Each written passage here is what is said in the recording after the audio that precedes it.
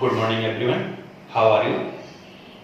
I hope all of you will be healthy and safe. So guys, start today topic.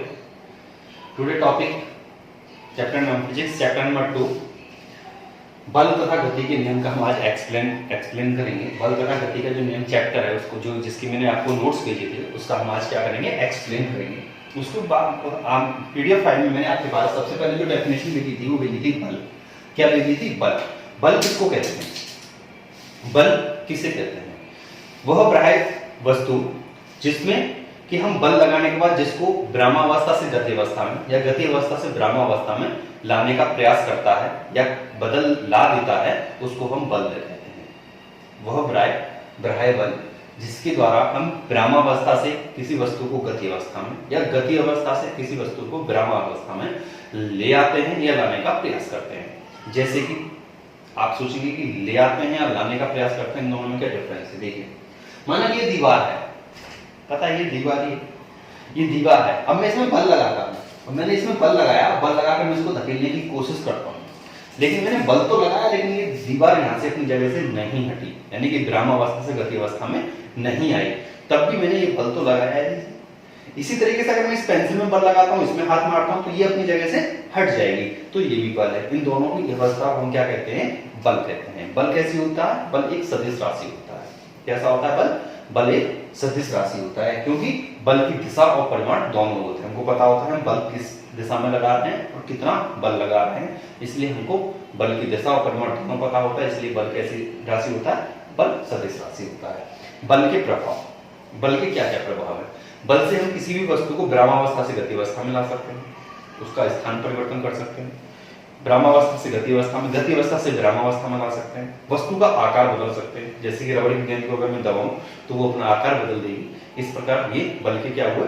ये बल के हो गए प्रभाव। और क्या है? संतुलित बल। उसके बाद मैंने भेजा था आपको संतुलित बल। बल कितने प्रकार के होते हैं? बल दो प्रकार के होते हैं। कौन कौन से होते हैं? संतुलित बल और असंतुलित बल। संतुलित बल कौन सा होता है? माना कि दो आदमी एक दूसरे को खींचने का प्रयास कर रहे हैं, हाथ में पकड़कर एक दूसरे को पकड़कर खींचने का प्रयास कर रहे हैं, लेकिन ये हाथ अपनी जगह पे स्थिर है, ना इधर जा रहा है ना इधर जा रहा है, किसी भी साइड में मूवमेंट नहीं कर रहा है, किसी भी साइड में हिल नहीं रहा है। तो ये कैसा बल है? संतुलित बल है। दोनों तरफ से बराबर बल लग रहा है, कोई भी जो बल है वो कम नहीं है किसी भी साइड में, दोनों तरफ से बराबर बल है, और इसको हम क्या कहेंगे? संतुलित बल कहेंगे। क्या कहेंगे? संतुलित बल कहेंगे। उसके बाद आता है नंबर 2 असंतुलित बल। कौन सा आता है? असंतुलित बल। असंतुलित बल कौन सा होता है? माना कि मैंने दोनों हाथों को, दो आदमी ने एक दूसरे को खींचने का प्रयास किया, लेकिन एक आदमी ने दूसरे आदमी को खींच लिया, तो ये जो बल है ये ज्यादा बल है और इसमें कम बल है, जिसकी वजह से इसने इस बल को खींच लिया। तो ऐसे बलों को जिसमें कि एक बल से दूसरी तरफ कोई चीज खींच जाती है तो उसको हम क्या कहते हैं? असंतुलित बल कहते हैं। ऐसे बल को क्या कहते हैं? असंतुलित बल कहते हैं हम। गति का प्रथम नियम, गति का प्रथम नियम, इसको गैलीलियो का नियम भी कहते हैं। गति का प्रथम नियम, और इसको हम क्या कहते हैं? गैलीलियो का नियम भी कहते हैं। तो गति के प्रथम नियम में हम क्या समझते हैं कि कोई वस्तु तब तक अगर वो विरामावस्था में तो वो विरामावस्था में ही बनी रहेगी, और यदि गति अवस्था में तो गति अवस्था में ही बनी रहेगी। कब तक बनी रहेगी? जब तक कि उसका कोई बाहरी बल कार्य न करे, कोई बाहरी बल कार्य न करे। अगर कोई वस्तु विरामावस्था में तो विरामावस्था में ही बनी रहेगी, और गति अवस्था में तो गति अवस्था में ही बनी रहेगी, जब तक कि उसको कोई बाहरी बल कार्य न करे। माना कि ये मार्कर मैंने यहाँ पर रख दिया, और इसको अगर मैं जब तक इसको उठाऊं ना, कोई बल के द्वारा इसको उठाऊं ना, तब तक ये यहीं पर रखा रहेगा। ये न्यूटन का प्रथम नियम है गति का। कैसा नियम है? गति का प्रथम नियम है। इसमें अगर इसी में अगर हम ये कहें कि गेंद को मैंने धरती पर फेंक दिया, वो तब तक चलती जाएगी, फिसलती रहेगी, जब तक कि हम उसको कोई बाहरी बल लगाकर रोक न लें। तो क्या आपको लगता है कह सकते हैं? अब आप सोच रहे होंगे कि हम गेंद को फेंकते हैं तो वो एक स्थान पर जाकर लास्ट स्थिति में कोई भी हाथ न लगाए तब भी वो जाकर रुक जाते हैं, लेकिन आप उसमें ध्यान दीजिए कि उसमें घर्षण बल कार्य कर रहा है।